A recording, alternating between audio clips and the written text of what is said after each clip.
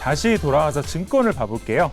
우선 여기서 꼭 짚고 넘어가야 할 부분이 있을까요? 네, 이제 다시 증권으로 넘어왔는데요. 어려운 내용들이 좀 있을 것 같습니다. 이 증권에 좀 문제 아닌 문제들 한번 좀 파악해 볼 필요가 있는데요. 자, 보시면 적립보험료라는 게 보이시죠? 이 적립보험료는 일반적으로 손해보험 증권들을 갖고 계신 분들은 많이 보실 거예요. 이게 아까 제가 적립보험료 잠깐 말씀드렸었거든요.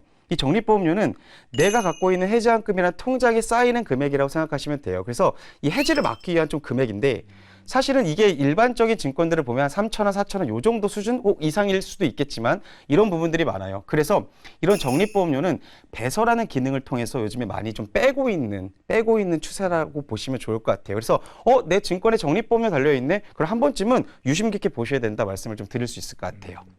혹시 좀 용어가 생소해서 그런데 배설하는 기능이 어떤 기능? 배설하는 기능은 그냥 일반적으로 그냥 적립보험료를 그냥 없애는, 해지하는 거라고 보시면 좋을 것 같습니다. 그렇게 보시는 게 조금 더 이해하시기가 쉽지 않을까 생각이 들어요. 네, 그러면 추가적으로 네. 아까 말씀하신 것 중에 만기 환급형하고 순수 보장형 이게 어떤 관련이 있을까요? 여러분들이 가입하신 보험을 보시면 일반적으로 환급을 많이 해주는 상품, 나중에 환급하는 상품을 만기 환급형 상품이라 그러고 환급금이 발생하지 않는 걸 순수 보장형이라고 얘기를 많이 하거든요. 그래서 적립금의 유무와 굉장히 많이 이제 연관이 되어 있어요.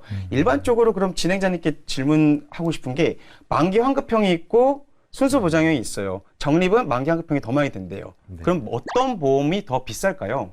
만기 환급형? 당연히 만기 환급형이 비싸겠죠. 그래서 만기 환급형이 좋다, 순수 보장이 나쁘다 뭐 이렇게 말할 수는 없습니다. 내 상황에 맞는 상품이 어떤 건지를 결정하시는 게 훨씬 더 좋다라고 말씀드릴 수 있을 것 같아요.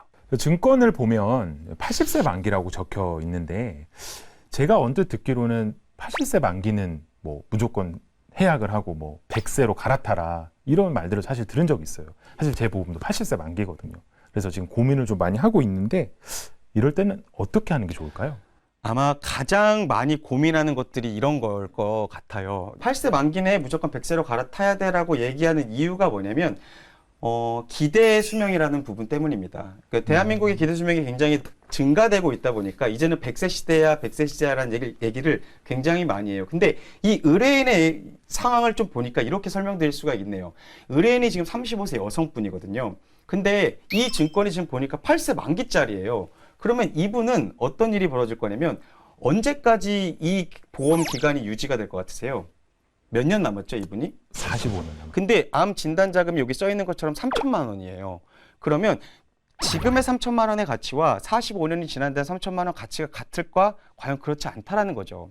그래서 많이들 이런 얘기를 해요. 무조건 암 진단 자금을 크게 갖고 와야 된다라고 얘기를 많이 하는데 사실 그렇지는 않고 무조건 해약하는 게 능사는 아니라는 거죠, 지금. 그래서 이거를 갖고 있는 상태에서 내가 만일 보험을 좀 추가로 가입하고자 하시는 분들은 그때 100세 만기가 되는 상품들을 조금 더 같이 갖고 가시는 게 좋고 만일 내가 지금 가입하고자 하시는 분들은 100세를 처음부터 선택하시는 건 나쁘지 않다. 그래서 80세라고 해서 무조건 없애는 거는 미래 가치와 현재 가치를 봤을 때 크게 차이가 나지 않는다. 전 그렇게 말씀을 드리고 싶어요. 이유는 뭐냐면 물가와 의료비는 계속 상승하지만 결론적으로 말씀드리면 급여는 계속해서 같거든요. 이런 부분들을 고려했을 때 무조건 해약하는 거 능사는 아니다. 그 말씀을 좀 드리고 싶어요. 이거 말고는 혹시 다른 정말 중요한 체크 포인트라고 해야 되나? 그런 게 마지막으로 또 하나 있을까요? 네, 몇 가지 포인트 좀 더 말씀을 드려보도록 할게요. 자, 진행자님께서 가입하신 보험의 암 진단 가입 금액이 얼마였어요? 저는 5천만 원으로 5천만 원 정도요. 그게 일반암인가요? 고액암인가 그거 혹시 알고 계신가요?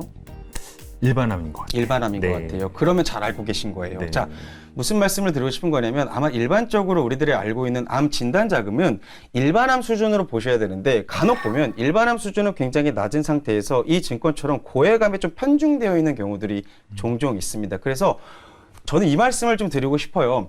보험은 좀 확률적인 부분들이 굉장히 많이 있는 거거든요. 예를 들어서 진행자님께 제가 질문을 드리면 무슨 보험을 가장 먼저 가입하고자 하시냐고 제가 한번 여쭤보도록 할까요? 그래도 제일 무난한 게 암보험 아닐까요? 네. 제가 암보험 가입했듯이. 맞습니다. 암보험을 많이들 가입하고 계시는데 사실은 암보험보다 더 먼저 선행돼야 되는 보험이 있다고 생각을 해요. 그게 뭐냐면 저는 실손의료보험이라고 생각하는 거예요. 자, 아까 말씀드렸던 것처럼 보험은 좀 확률적인 부분이거든요. 내가 바로 앞에 보험금을 청구할 수 있는 상품을 먼저 가입하는 게 맞아요. 그래서 병원을 다니시면 사실 실손의료비를 청구하기 때문에 우리 국민들 대부분이 실손의료비를 먼저 가입하는 거예요. 그 다음에 가장 확률적으로 높은 게 사실 암이거든요. 그래서 암보험에 관심을 많이 갖는 거예요.